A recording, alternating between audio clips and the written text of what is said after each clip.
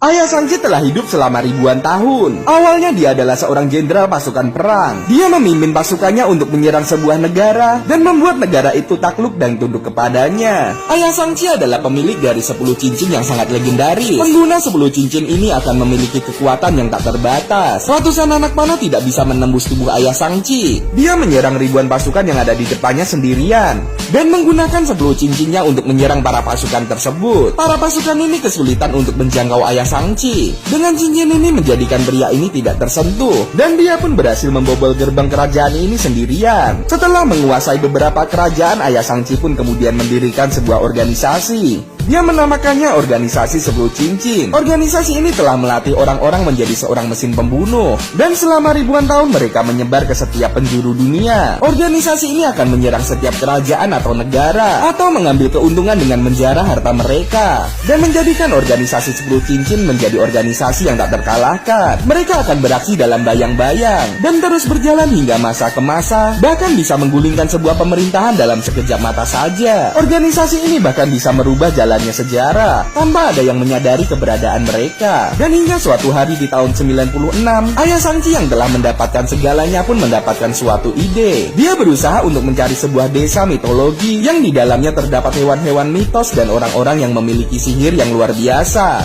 Ayah Shang-Chi pun berniat untuk menemukan desa Talo dan menaklukkannya. Jadi dia pun membawa beberapa pasukannya untuk mencari desa mitos tersebut. Dengan peta yang berusia ribuan tahun yang telah ia temukan, dia pun masuk ke dalam sebuah hutan bambu di pedalaman Cina. Namun setelah masuk melewati hutan bambu tersebut, ternyata hutan bambu tersebut hidup dan bergerak mengejar mereka. Hutan bambu tersebut sepertinya tidak membiarkan orang asing untuk masuk ke dalamnya, membuat mobil yang dikendarai oleh rombongan Ayah Shang-Chi pun terperosok ke dalam jurang. Namun untungnya Ayah Shang-Chi berhasil melompat tepat waktu, dan kini dia adalah satu-satunya orang yang selamat dalam rombongan itu. Ayah Shang-Chi pun kemudian masuk ke dalam hutan bambu tersebut untuk mencari jalan keluar, dan setelah berjalan cukup lama akhirnya dia menemukan apa yang dia cari.